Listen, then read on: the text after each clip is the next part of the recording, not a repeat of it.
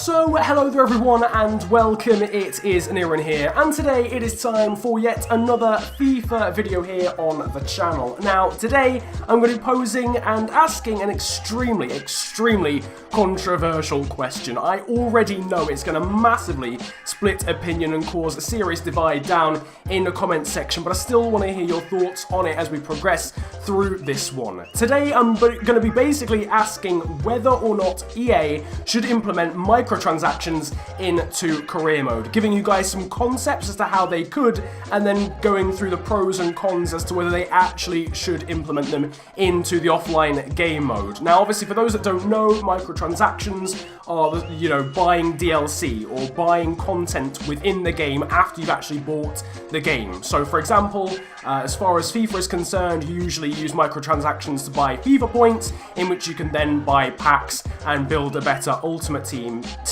That's yes, an ultimate team. It isn't, yes, an ultimate team. There we go. That they just say team once, Niran. Right. So that's basically what microtransactions are.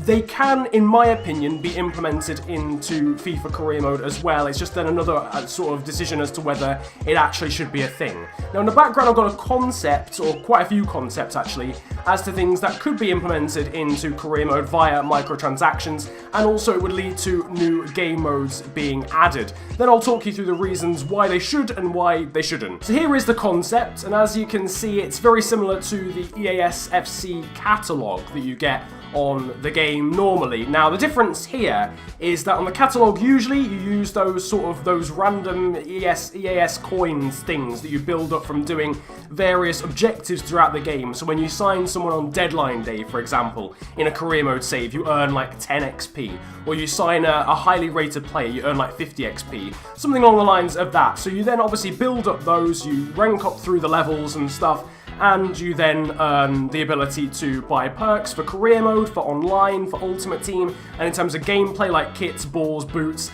and all of that stuff. Now, when it comes to the XP and coins, they're very expendable. I mean, if you've played this game for any longer than a year, you're pretty much going to be able to buy every single item in the catalogue with no real issues whatsoever. I think I've got like over 150,000 XP, and to be honest, I barely even play the game without actually recording FIFA, without recording for YouTube videos and stuff, so they're very easy to rack up, so you can basically just unlock everything. So in terms of the items, you can see them here in the background. We've got stuff like on level 12, you can get a Scout Future Star, which is an existing item in the career mode section of the catalogue, where basically you can get a very highly rated player in terms of potential without having to do any scouting or whatever. You're basically just gifted a Future Star and Wonder Kid, although for some reason on FIFA 18, when you use Scout Future Star, you more often than not get a horrendous Youth Academy player, so that's a bit glitched at the moment, but on previous FIFAs, you used to get a really good like 89 to 94 potential player.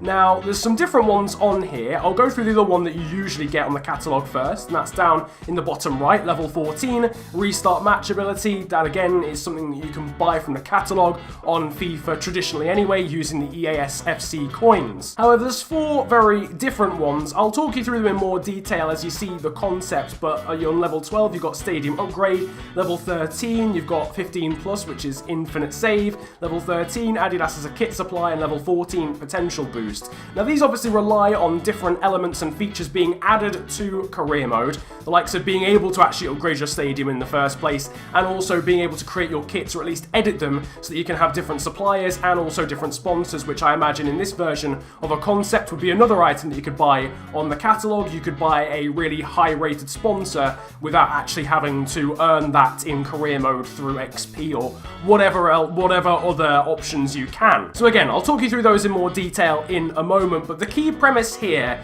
is that you're using FIFA points to buy them rather than EAS FC coins. Now, I realise, straight off the bat, this makes no sense at all, does it? Because I'm trading something that's free for something that costs money, and it would cost you money. I think 250 FIFA points is like, I don't know, £2 or £1.50 or something.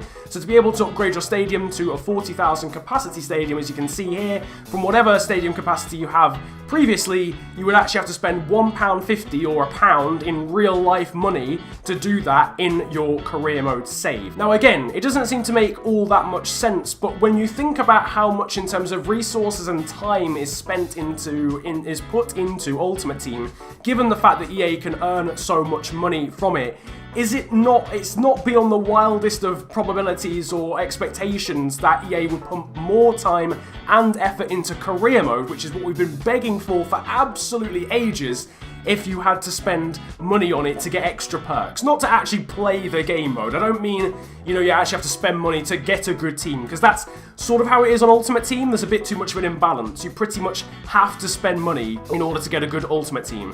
Whereas what I'm saying here for career mode is you have to spend money to get extra perks. You could still get in career mode, but it just saves you time. So for instance, Scout Future Star. You would get a really good potential player eventually on career mode, but spending £1 or £1.50 gets you that instantly, rather than having to wait 2, maybe even 3 seasons for it.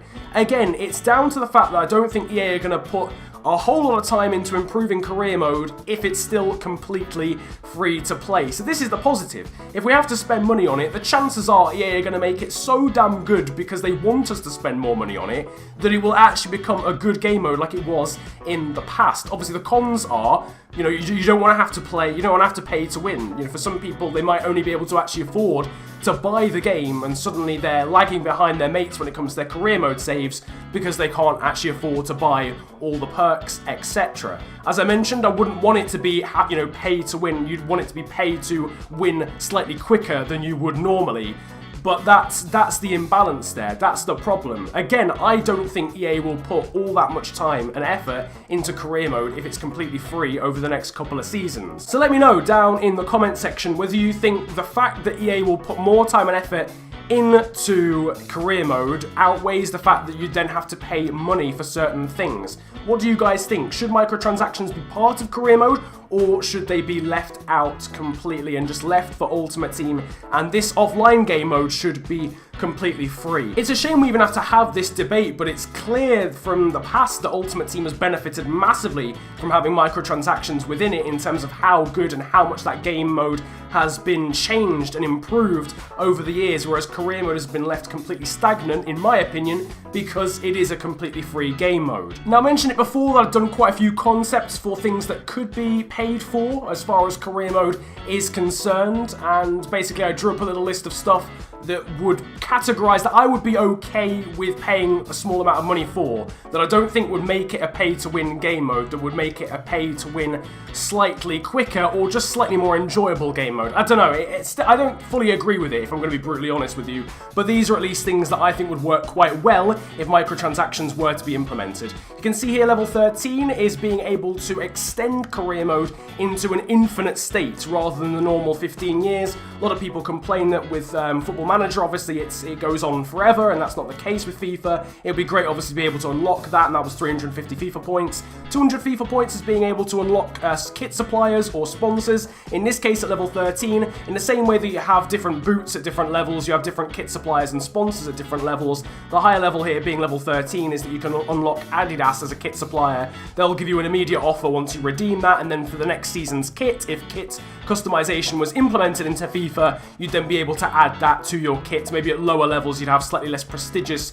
kit suppliers and slightly less prestigious sponsors. And then finally here you can see a level 14 one, which is potential boost, in the same way that you'll get different types of Scout Future Stars or different types of training boosts. The higher the level, the better the potential boost here as well. And this is basically, as it says on the tin, boosting the potential of one of your favourite players by +5 compared to their usual potential rating, and that costs 200 FIFA points. Maybe at a lower level, you'd only be able to boost that potential by +2 or by +3, whereas if you were a higher level, at maybe like level 50 or something, you'd be able to boost someone's potential by +10, if that was someone that you really enjoyed using, but just didn't have the natural potential within the game to grow to a really high level. Personally, I think that would be quite a good addition, and I'd love it to be free, and I'd love all these features to be added for free, but realistically, I'm just not sure it's going to happen. But what do you guys think? Do you think that we should see microtransactions microtransactions in career mode because it will make sure that career mode becomes a better game mode in the future,